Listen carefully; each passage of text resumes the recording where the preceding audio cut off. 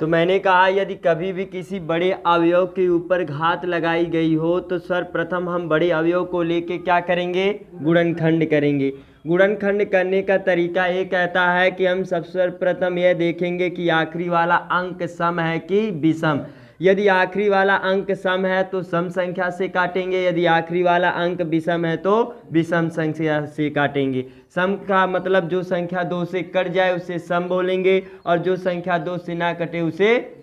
तो क्या आखिरी वाला अंक 2 से कट रहा है तो 2 से काटो आप। तो 2 का पहाड़ा कितनी बार पड़े कि 6 आ जाए, तो 2 3 6, 2 दूना 4। अब फिर 2 से काटिए क्योंकि आखिरी वाला अंक किससे कट रहा है, 2 से।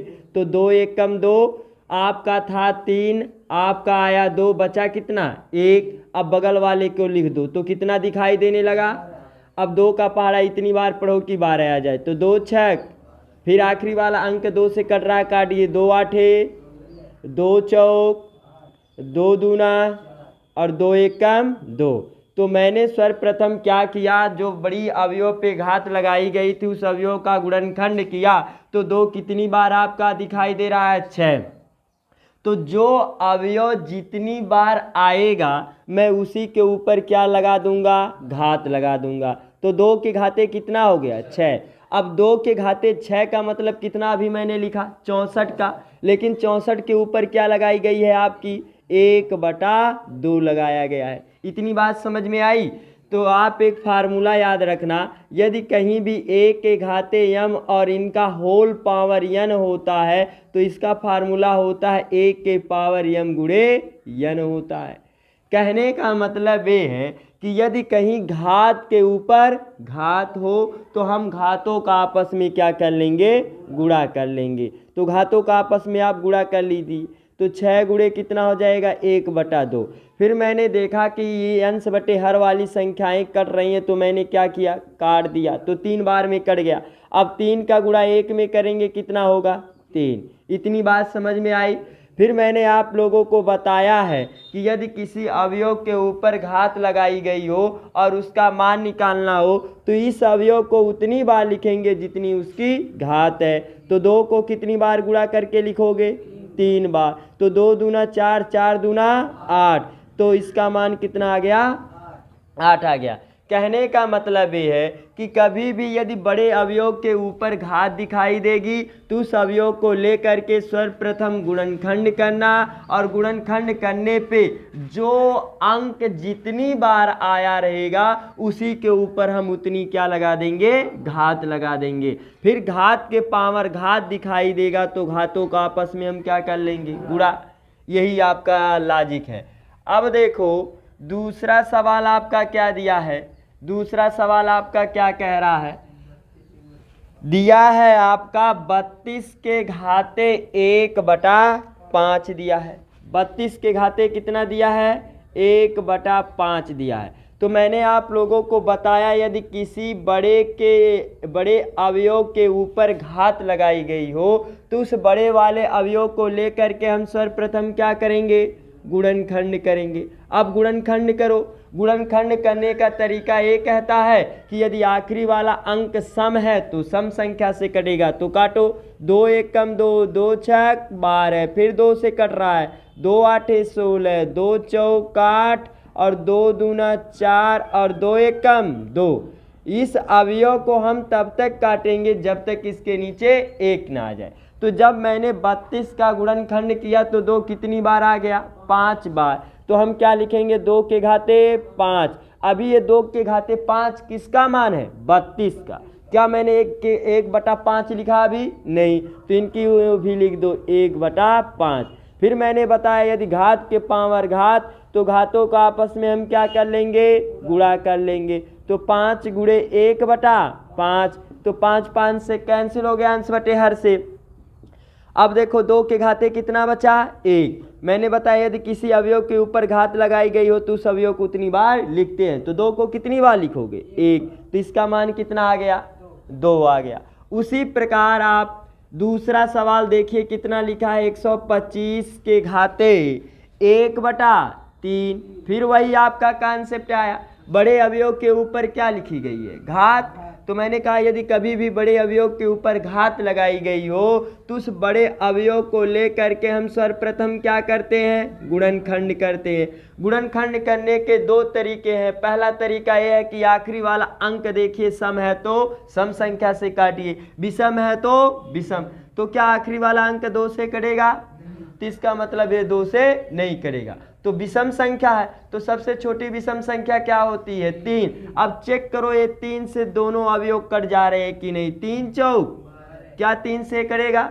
तो बढ़ जाओ। इनको हमें तब तक बढ़ना है विषम संख्या में जब तक ये पूरी तरह कट ना जाए। तो 3 के बाद विषम संख्या क्या आती है? 5। तो 5 दूना 10, बचा कितना? 2। तो 25 हो गया। 5 पचे और 5 पचे और 5 एक कम।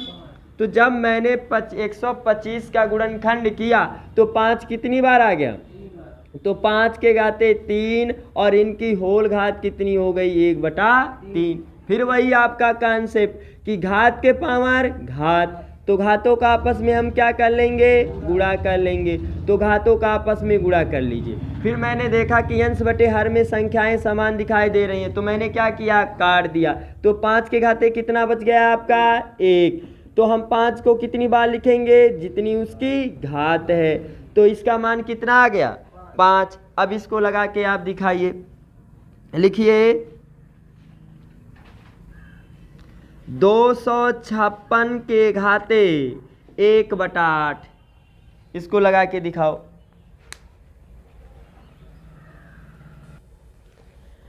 आपका सवाल क्या था? 256 के घाते 1/8 था। तो मैंने कॉन्सेप्ट में ये बताया कि यदि किसी बड़े अवयव के ऊपर घात लगाई गई हो तो हम सर्वप्रथम बड़े अवयव का क्या करेंगे? गुणनखंड करेंगे। तो 256 का गुणनखंड करिए। तो मैंने गुणनखंड करने के दो तरीके बताए। यदि सम संख्या है आखिरी वाला तो किससे कटेगा? सम। तो सम है 2 से कट रहा है तो काटो। 2 एक कम, 2 दूना, बचा कितना? 1। तो 16 हो गया। 2 आठे, फिर 2 से काटो। 2 छक, 2 चौक 8, 2 तिया 6, 2 दूना 4, फिर काटो। 2 एक कम 2, 2 छक 12, फिर 2 से काटो। 2 आठे, 2 चौक 8 और 2 दू। तो जब मैंने 256 का गुणनखंड किया तो 2 देखा मैंने कितनी बार आया? 8 बार। अब यहीं पर आप ध्यान देना, जो अवयव जितनी बार आएगा, एक किससे कटा है पूरा? तो सर्वप्रथम आप क्या लिख लीजिए? 2 लिख लीजिए। सर्वप्रथम मैंने क्या लिखा? 2। अब 2 कितनी बार आया है? 8। तो इसी के ऊपर आप लिख दीजिए 2 के घाते 8। घात हमेशा अवयव के ऊपर लिखा जाता है दाहिनी तरफ। आई बात समझ में? ऐसा नहीं कि 8 बार 2 आया तो हम 8 लिखेंगे, ऐसा नहीं। आप देखिए कि किस अवयव से कटा। जिस अवयव से कटा रहेगा उस अवयव को क्या करना? पहले लिख लेना, और जितनी बार आएगा उसी को हमें उसके ऊपर लिख देना है। तो ये 256 का मान कितना हो गया? 2 के घाते 8। क्या मैंने अभी 1/8 लिखा? नहीं लिखा। तो इनको भी आप लिख दीजिए 1/8। जब घात के पावर घात तो घातों का आपस में हम क्या कर लेंगे? गुणा कर लेंगे। तो गुणा कर लीजिए आप। तो देखो अंश व हर में समान दिखाई दिए तो मैंने क्या किया? काट दिया। तो 2 के घाते 1 का मान कितना आ गया आपका? 2 आ गया। इतना कॉन्सेप्ट क्लियर हुआ। अब देखो दूसरा सवाल क्या कह रहा है। लिखा है आपका 9 के घाते 3/2। पहले क्या देता था? केवल एक पूर्ण संख्या में देता था, अर्थात अंश बटे हर में नहीं देता था। अब घात किस में आएगी? अंश बटे हर में। फिर भी वही आपका कॉन्सेप्ट रहेगा, चाहे वह अंश बटे हर में रहे, चाहे वह प्लस या माइनस में रहे, इससे मतलब नहीं है। हमारा कॉन्सेप्ट क्या कहता है कि यदि कभी भी बड़े अवयव के ऊपर घात लगाई गई है तो किस अवयव के ऊपर घात है? 9। तो जिस अवयव पे घात लगाई गई है उस अवयव को लेकर के हम सर्वप्रथम क्या करेंगे? गुणनखंड। अब देखो क्या ये सम है? तो विषम है तो विषम संख्या से काटो। 3 त्रिका और 3 एक कम। तो जब मैंने 9 का गुणनखंड किया तो ये पहले किस संख्या से कटा? तो पहले आप लिख दीजिए 3। अब 3 कितनी बार आया? अब उसी को आप उसके ऊपर लिख दो। इतनी बात समझ में आ गई। तो 9 का मान कितना आ गया? 3 के घाते 2। अब इनकी होल घात कितनी है आपकी? 3/2। और जब घात के ऊपर घात, तो घातों का हम आपस में क्या कर लेते हैं? गुणा कर लेते हैं। गुणा कर लो। अब देखो अंश बटे हर से कोई अवयव समान दिखाई दे रहा है, तो देखो 2 समान मिल गया, तो मैंने इनको काट दिया। तो 3 के घाते कितना आ गया? 3। फिर मैंने बताया कि यदि किसी अवयव के ऊपर घात लगाई गई है तो उस अवयव को मैं उतनी बार लिखूंगा जितनी उसकी घात है। तो 3 को कितनी बार लिखोगे? जितनी उसकी घात है। तो 3 बार घात है तो 3 बार लिख दीजिए। अब गुणा करो, 3 त्रिका 9 त्रिक 27, तो इसका मान कितना आ गया? 27 आ गया। अगला सवाल उसी प्रकार आप लगाइए। कितना लिखा है? 32 के घाते 1/5। अब इसका मान निकाल के बताओ कितना आएगा आपका। तो इस प्रकार का सवाल कभी भी आएगा तो आप लोग लगा लेंगे। अब देखो अगला एक नया कॉन्सेप्ट। पहले मैंने क्या देखा कि जो घात आ रही थी केवल अंश में आ रही थी। दूसरा मैंने ये देखा कि वह घात को क्या कर दिया? अंश बटे हर में। अब तीसरा जो देगा ना, वह घात आपका माइनस में देगा। किस में देगा? आपका घात माइनस में देगा। जैसे आपका दिया है 125 के घाते -1/3 दिया है। अब देखो माइनस का क्या तरीका कहता है, वही आपका कॉन्सेप्ट लागू होता है कि नहीं? बड़े अवयव के ऊपर क्या है? घात है। तो यदि किसी बड़े अवयव के ऊपर घात लिखी गई है तो हमने कहा उस बड़े अवयव को लेकर के सर्वप्रथम क्या कर लेंगे? गुणनखंड कर लेंगे। लेकिन गुणनखंड करने से पहले एक बात याद रखना कि यदि किसी बड़े अवयव के ऊपर माइनस की घात हो तो हम माइनस वाली घात को प्लस भी बना सकते हैं और प्लस से माइनस भी बना सकते हैं। इसका लॉजिक क्या कहता है?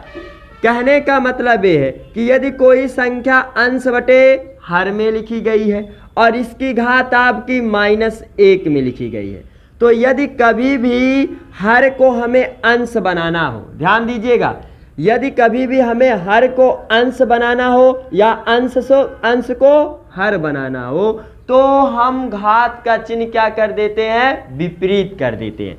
जैसे यदि हम 2 को ऊपर ले जाएं तो जो 2 जाएगा वह गुणा में जाएगा ऊपर, और इस घात का चिन्ह क्या हो जाएगा? विपरीत हो जाएगा। माइनस है तो क्या हो जाएगा? प्लस। तो एक अवयव के साथ प्लस लिखा नहीं जाता है, छिपा रहता है। तो 1 का गुणा 2 में करेंगे कितना होगा? तो 2 के घाते 1 का मतलब कितना आ गया? 2। कहने का मतलब ये है कि मैं किसी भी अवयव को अंश से हर या हर से अंश बना सकते हैं। जैसे 1/2 था तो मैंने क्या बना दिया? 2 बना दिया। अब 2/1 ऐसे बना दिया तो इसकी घात का चिन्ह क्या हो जाएगा? पहले प्लस था, अब क्या हो जाएगा? यदि माइनस है तो फिर बदल दो आप, तो 1 कहाँ जाएगा और 2 कहाँ आएगा? तो इस घात का चिन्ह क्या हो जाएगा? इतना कॉन्सेप्ट समझ में आया कि नहीं? ऐसा नियम हम कब करेंगे? जब किसी बड़े अवयव के ऊपर माइनस की घात हो। तो क्या ये संख्या अंश बटे हर में है? नहीं है। तो हम जानते हैं कि प्रत्येक संख्याओं का हर कितना छिपा रहता है? 1। तो आप लिख दो 125/1, और इसकी घात कितना है? -1/3। तो मैंने आपको बताया कि यदि किसी अवयव को अंश को कहाँ ले जाएं? हर में, और हर को कहाँ ले आए? नीचे। अर्थात ऊपर वाले को नीचे कर दे और नीचे वाले को ऊपर। तो देखो नीचे वाले को ऊपर कर दिया और ऊपर वाले को, अब ये घात माइनस से किस में हो जाएगा? प्लस में हो गया। इतनी बात क्लियर हो गई। अब ध्यान दो आप, इस बड़े अवयव के ऊपर क्या है? घात है। इस बड़े अवयव के ऊपर घात है तो हमने कहा कि आप बड़े अवयव को लेकर के क्या कर लीजिए? गुणनखंड कर लीजिए। तो ये किस में आ गया? अंश बटे हर में आ गया। तो एक बार अंश का गुणनखंड करो, तो अंश का करेंगे 1 का गुणा आप कईयों बार कर डालिए तो कितना आएगा? 1 ही आएगा। तो यहाँ पर मैंने 1 ही लिख दिया। अब किसकी बारी आई? 125 का। 125 का गुणनखंड करिए। अब इसका आखिरी वाला विषम है तो विषम संख्या से कटेगा। तो 5 दूना 5 5 और 5 5 और 5 एक कम। तो जब मैंने 125 का गुणनखंड किया तो 5 कितनी बार आ रहा है, तो 5 के घाते और इनकी होल घात कितनी, 1/3। इतनी बात समझ में आई। अब ध्यान दीजिए, यदि कहीं भी अंश व हर पे घात समान हो तो उनको हम होल घात में लिख सकते हैं। जैसे कहने का मतलब यदि अंश पे भी 2 की घात और हर पे भी 2 की घात तो इनका हम पूरे की होल घात एक बार दिखा सकते हैं। इतनी बात समझ में आया। तो यहाँ पर देखो, यहाँ पर अंश हर में घात दिखाई दे रहा है, क्या अंश में घात दिखाई दे रहा है? नहीं। तो मैंने कहा 1 पे चाहे जितने की घात लगा दी जाए तो उसका मान कितना आएगा, 1 ही आएगा। तो 1 के ऊपर कितने की घात लगा देंगे, 3 की घात, और बटे कितना, 5 के घात 3, और इनकी होल घात कितना, 1/3। फिर मैंने बताया कि यदि घात अंश व हर पे घात क्या हो, समान हो, तो इनको हम होल घात में लिख सकते हैं कि नहीं। तो 1/5 की घात कितना, 3, और इनकी होल घात कितना, तो आप कोष्टक बदल दो, इनकी होल घात कितना, 1/3। इतनी बात क्लियर हो गई। ये देखो घात के पावर घात, तो घातों का आपस में हम क्या कर देंगे, गुणा कर देंगे। तो गुणा कर दो आप घातों का, तो 3 × 1/3। अंश और में समान दिखाई दिया तो मैंने क्या किया, काट दिया। तो मान कितना निकल गया है आपका, 1/5। इतनी बात क्लियर हो गई। कहने का मतलब ये है कि यदि हमें किसी अवयव को माइनस वाली घात को प्लस बनाना हो तो नीचे वाले को कहाँ ले जाएंगे, ऊपर, ऊपर वाले को, तो घात क्या हो जाएगा, बदल जाएगा। घात का चिन्ह माइनस रहेगा तो प्लस, प्लस रहेगा तो माइनस। इतना कॉन्सेप्ट क्लियर हुआ।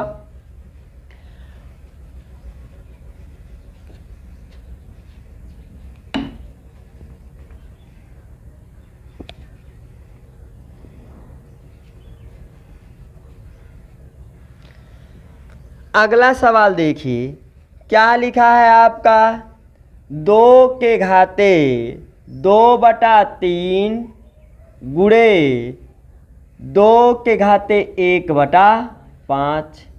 अब इसी गुणे को आपका ऐसे भी दे सकता है कि 2 के घाते 2/3 इंटू 2 के घाते 1/5।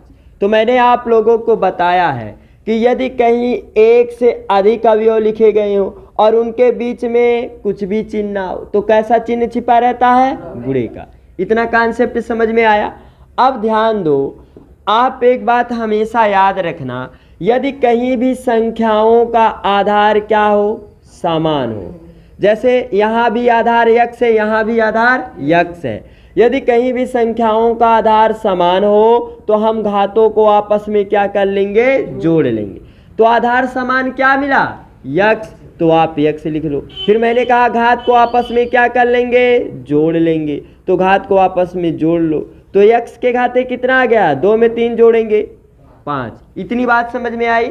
यहाँ पर देखो संख्याओं का आधार क्या मिल गया, तो जो समान मिलता है उनको कितनी बार लिखा जाता है, केवल 1 बार लिखा जाता है। केवल कितनी बार लिखा जाता है, अब 2 को आप केवल 1 बार लिख दो। अब देखो संख्याओं का आधार समान, तो घात को आपस में क्या कर लेंगे, जोड़ लेंगे। तो घात पहले था 2/3, जोड़ने के लिए कैसा चिन्ह, प्लस, फिर कितना जोड़ेंगे, 1/5।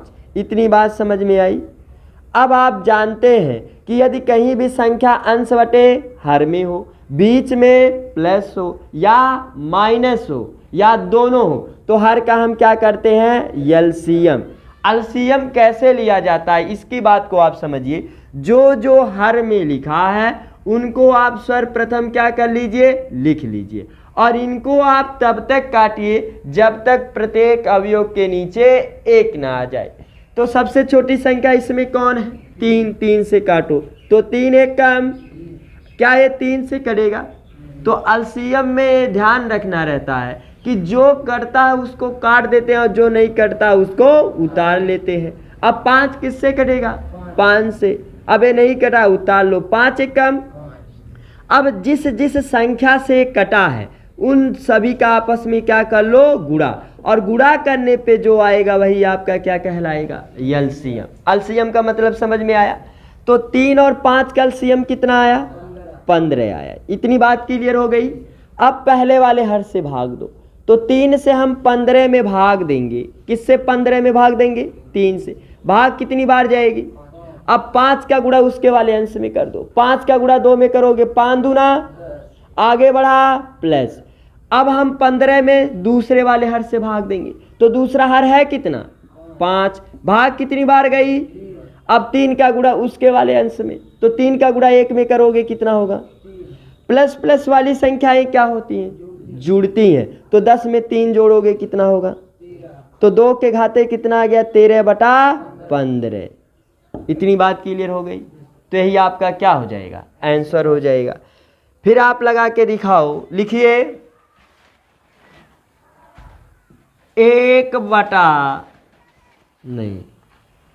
3 के घाते 1/7 इंटू 3 के घाते 1/2।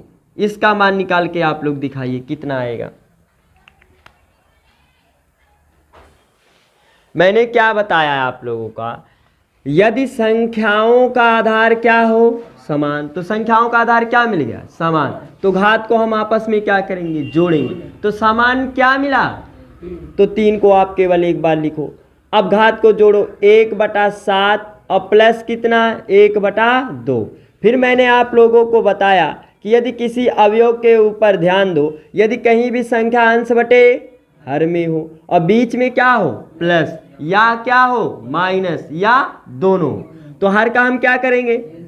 एलसीएम कैसे लिया जाता है? जो जो हर में लिखा है उनको सर्वप्रथम आप लोग क्या कर लीजिए? लिख लीजिए। और इनको आप तब तक काटिए जब तक इनके नीचे 1 ना आ जाए। तो सबसे छोटी संख्या क्या है? 2। क्या ये 2 से 7 कटेगा? तो इसको उतार लो, 2 एक कम। अब 7 किससे कटेगा? 7 से। 7 एक कम, ए भी नहीं कटा, उतार लो। अब फिर मैंने कहा जिस जिस संख्या से कटा रहेगा उन सभी का आपस में हम क्या कर लेंगे? गुणा। तो 2 7, तो इनका एलसीएम कितना आ गया? 14 आ गया। फिर मैंने कहा जितना एलसीएम आएगा पहले वाले हर से क्या करो? भाग दो। पहला हर क्या है? 7। 7 दूना, भाग कितनी बार गई? 2। अब 2 का गुणा 1 में करोगे, कितना आएगा? 2। आगे बढ़ा तो कैसा चिन्ह? प्लस। अब दूसरे वाले हर से भाग दो एलसीएम में। हमेशा भाग किस में दिया जाएगा? एलसीएम में। तो दूसरा हर कितना है? 2। तो 2 7, भाग कितनी बार गई? 7। अब 7 का गुणा उसके वाले अंश में, तो 7 एक कम। अब जोड़ लो आप इनको, तो प्लस प्लस वाली संख्याएं जुड़ती हैं। तो 7 2 9 के घाते कितना आ गया? 9 बटे कितना आ गया? 14। क्या ये अंश बटे हर वाली संख्याएं कट रही हैं? एक सम है तो दूसरा तो नहीं कट रहा, तो यही आपका क्या हो जाएगा? आंसर। अगला सवाल देखो क्या कह रहा है। 1/3 के घात कितना? 3। और इनकी होल घात कितना दिया है?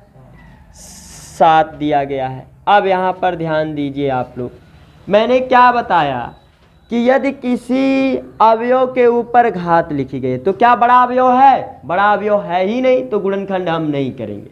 हमने देखा कि हर में घात दिखाई दे रही है, क्या अंश में घात दिखाई दे रही है? यदि अंश और हर में घात समान मिल जाए तो हम उनको होल घात में लिख सकते हैं। तो मैंने बताया यदि कि 1 है तो 1 के ऊपर चाहे जितने की घात लगा दी जाए तो उसका मान वही होता है, उसके मान में परिवर्तन। तो 1 के ऊपर कितने की घात लगेगी? क्योंकि हर में 3 है तो 1 के ऊपर 3, और इनकी 3 के ऊपर, और इनकी होल घात कितनी दी गई है? 7 दी गई है। इतनी बात क्लियर हो गई।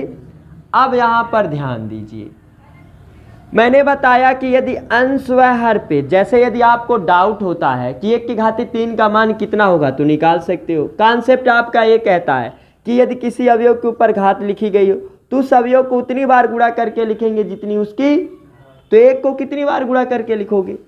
3 बार, क्योंकि 3 घात है। तो 1 एक कम, 1 एक कम, देखो कितना आया? 1 ही आया। 1 का गुणा आप हजारों लाखों बार करिए कितना आएगा? 1 ही आएगा। तो 1 के ऊपर हम आवश्यकता अनुसार चाहे जितने की भी घात लगा सकता हूं।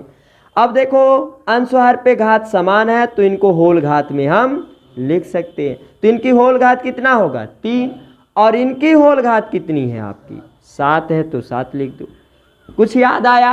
ये देखो घात के पावर घात, तो घातों का आपस में तो 1/3 और गुणे कितना हो जाएगा 3 गुणे, तो 3 साते तो 1/3 के घात कितना आएगा, यही आपका क्या हो जाएगा आंसर हो जाएगा। इतनी बात क्लियर हो गई तो लग जाएगा।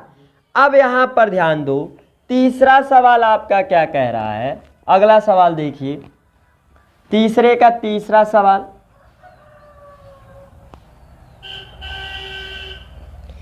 क्या लिखा है 11 के घाते 1/2 अब बटे 11 के घाते 1/4 लिखा है, यही लिखा है ना। अब ध्यान दो, मैंने ये देखा पहले कि यहाँ पर 11 तो समान दिखाई दे रहा है, लेकिन क्या घात समान दिखाई दिया, तो इसका मतलब मैं होल घात में नहीं लिख सकता हूँ। तो मैंने कहा कि मैं किसी भी अवयव को ऊपर ले जा सकता हूँ और नीचे वाले को ऊपर ला सकता हूँ। कहने का मतलब नीचे वाले को ऊपर ले जाइए और ऊपर वाले को नीचे लाएंगे तो उसके मान में केवल परिवर्तन होता है चिन्ह का। तो यदि मैं 11 को ऊपर ले जाऊं तो 11 जब जाएगा ऊपर तो वह किस में जाता है, गुणा में जाता है।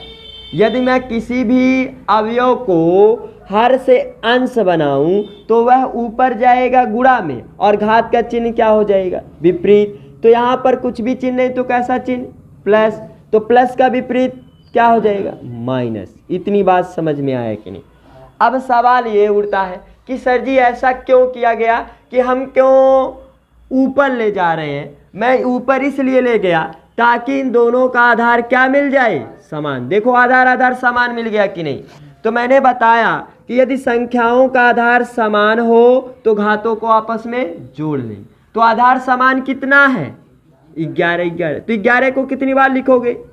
अब घात को जोड़ो, घात कितनी है 1/2, जोड़ने के लिए चिन्ह प्लस। अब कितना जोड़ेंगे -1/4। क्या दो चिन्ह एक साथ रह सकते हैं, तो दो चिन्हों का आपस में क्या करेंगे गुणा। तो प्लस गुणे माइनस बराबर क्या होता है माइनस होता है। तो इन दो चिन्हों के जगह पे क्या आ गया माइनस। संख्याएं क्या आ गई अंश बटे, तो हर का क्या करेंगे 2 4 का एलसीएम कितना होगा 4 होगा। अब पहले वाले हर से भाग दो, तो 2 से हम 4 में भाग देंगे, भाग कितनी बार जाएगी। अब 2 का गुणा 1 में करोगे 2, आगे बढ़ा माइनस। अब दूसरे वाले हर से भाग दो, भाग कितनी बार जाएगी 4 से 4 में भाग दोगे, भाग 1 बार जाएगी। और 1 का गुणा 1 में करोगे तो प्लस माइनस वाली संख्याएं क्या होती हैं घटती हैं। तो 2 में से 1 जाएगा, 1 कितना आ गया 4। यही आपका क्या हो जाएगा आंसर, क्योंकि बड़े अवयव पे घात नहीं है, छोटे अवयव पे घात है तो लग जाएगा। अगला देखो आखिरी सवाल क्या दिया है आपका 7 के घाते 1/2 इंटू 8 के घाते कितना 1/2 दिया गया है। इतनी बात क्लियर है। अब यहाँ पर ध्यान दो, मैंने बताया कि यदि कहीं भी प्रत्येक अवयव पे घात समान हो तो देखो प्रत्येक अवयव पे घात क्या मिल गया, तो इनको हम पूरे की घात दर्शा सकते हैं। मतलब पूरे की होल घात दर्शाओ आप, तो पूरे की होल घात कितनी हो जाएगी जब 2 अवयव लिखे गए हो, एक से अधिक अवयव लिखे गए हो और उनके बीच में कुछ भी चिन्ह नहीं तो कैसा चिन्ह गुणे का चिन्ह। अब पूरे की घात कितनी हो जाएगी 1/2। तो 7 8 56 के घात कितना आ गया 1/2 आ गया। इतनी बात क्लियर हो गई। यदि कभी भी घातों की संख्या क्या हो समान हो तो उनको हम पूरे की घात दर्शा सकते हैं, मतलब एक ही बार दर्शा सकते हैं। देखो 2 बार दर्शाया गया और यहाँ पर मैंने कितनी बार दर्शाया एक ही बार दर्शाया। यदि इनका प्रसार करना होता तो यह 1/2 की घात प्रत्येक अवयव पे लग जाती, क्या उसके मान में परिवर्तन होता। तो ये आपका जो प्रश्नावली 1.6 है पूरा सवाल आपका समाप्त हो गया। समझ में आया कि नहीं। कहने का मतलब ये है सबसे महत्वपूर्ण कॉन्सेप्ट यहाँ से है कि यदि कहीं भी हर को हमें गायब करना, हर को क्या करना है गायब कर देना, तो जब हर को हम ऊपर ले जाएंगे तो किस में जाएगा गुणा में जाएगा और घात का चिन्ह क्या होगा विपरीत होगा। तो प्लस का विपरीत। यदि कहीं भी संख्याओं का आधार समान हो तो घातों को आपस में क्या कर लेंगे जोड़ लेंगे। तो जोड़ने के लिए कैसा चिन्ह प्लस। क्या 2 चिन्ह एक साथ रह सकते हैं, तो 2 चिन्हों का आपस में क्या कर लेना यही आपका कॉन्सेप्ट है और कुछ कॉन्सेप्ट नहीं है।